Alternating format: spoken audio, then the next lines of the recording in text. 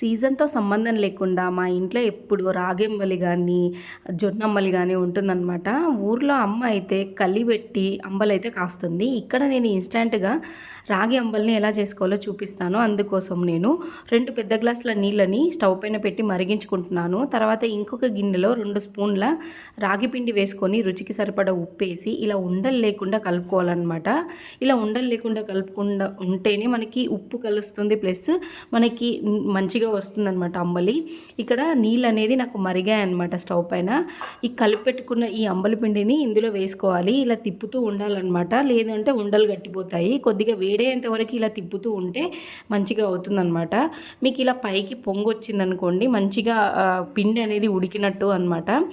ఇక్కడ చూసారా ఇలా పిండి ఉడికిన తర్వాత ఇది చాలా మంచిదన్నమాట ఆరోగ్యానికి. మనకి చలువ చేస్తుంది, ఐరన్ కూడా ఉంటుంది, హెల్త్కి కూడా చాలా మంచిదన్నమాట. మీరు ఇలా అంబలిలో చాలా రెసిపీస్ ఉన్నాయి, అవి కూడా నేను చూపిస్తానన్నమాట.